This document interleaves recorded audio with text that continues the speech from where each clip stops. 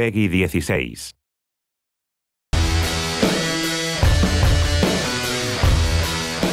In the next 48 hours, game developer Monolith and parent company Warner Bros. Interactive Entertainment hope to gain new insight into a top-secret, unannounced console-based MOBA game that is entering the final stages of development.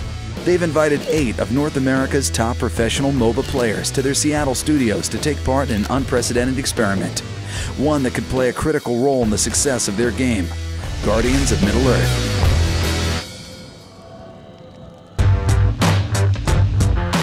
We're really excited to show you the game today.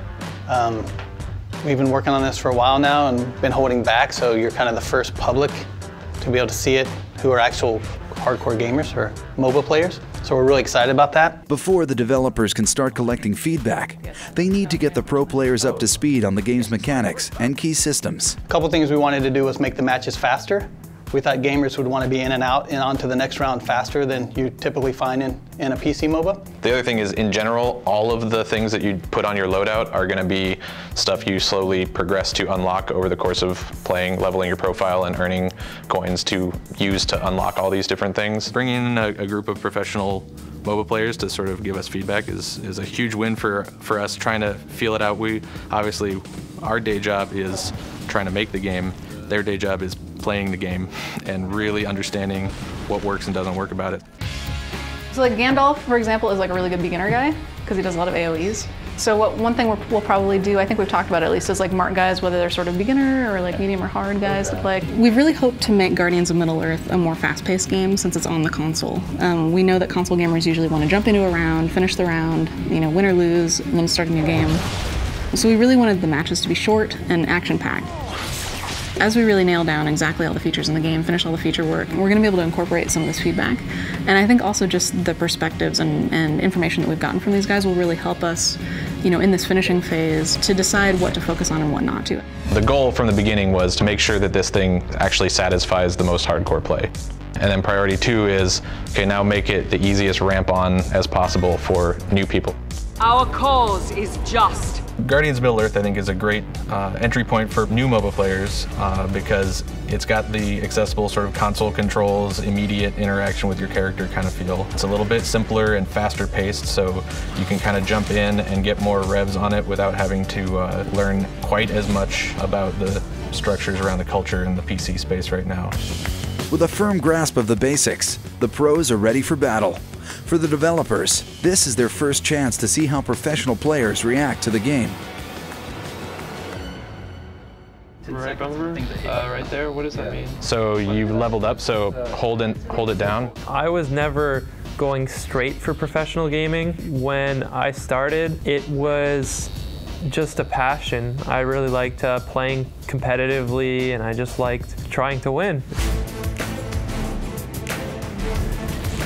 So we did the intro this morning, got a bunch of feedback from you guys already, just digging into the menus and everything. So finally gonna actually start a 5-on-5 match. You actually play against each other, or at least the 8 pros, and then we'll have 2 of the developers in the last couple slots here.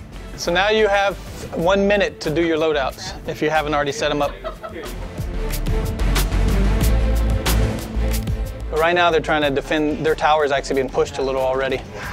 But they have 2 Guardians in the bottom lane trying to push back. He's about to kill Legolas, he did, he finished Legolas. The biggest surprise of the day so far is how quick they adapt to the controls.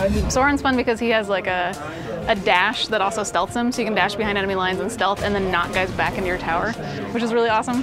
It's been fun to really pick out those things that I think that fans of the lore are going to recognize, but also I think gamers will recognize how much depth there is behind each of these characters. The developers are working towards a balanced game where no one player has a distinct advantage and matches end around a sweet spot of 15 minutes. But the players are finding that not all Guardians are created equal, and matches last twice as long as expected. Oh, now you're going to prolong it because you're actually going to kill all of them, huh? Oh my god. That was close. Oh that was my close. god. I think I just 1v5'd them and then killed everybody. I started playing games, well, I wouldn't say professionally, but I started playing games a lot as an escape from reality, I guess, and now it is the reality, so I'm quite happy with that.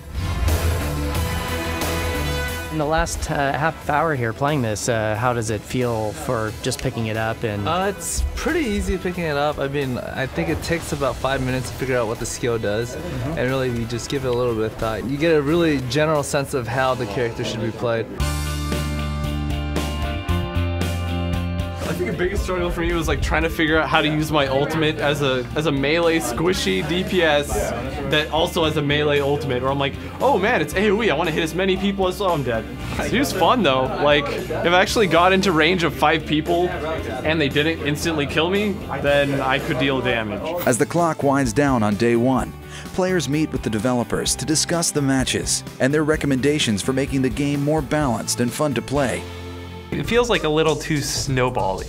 You know what I mean? one of our major issues in the game right now is snowballing, experience levels, where one team will get ahead in experience levels compared to the other team, and it's a very hard pull to try to get the other team back again, to make a shift back if their player skill dominates over the other team. If the team drags it out until level 14, everybody would be at their maximum potential, and it's really just going to come down to who is going to fight better, who's going to perform better in a team fight environment. Essentially, at some point in time, you can't end the game because the soldiers aren't killing towers quickly enough, and people are just wiping the waves, and that kind of stagnates the game as well.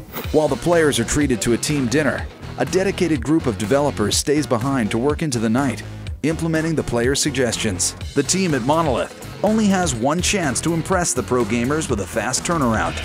As the game's delivery deadline looms, the players will have one more day to play Guardians of Middle-earth, test the changes, and offer a final assessment. Coming up in Part 2. Right now we got the guys back in this morning. Last night they gave us some good feedback. We made some changes. They're playing a new build now. I look forward to seeing the differences in what you find just overall in the game.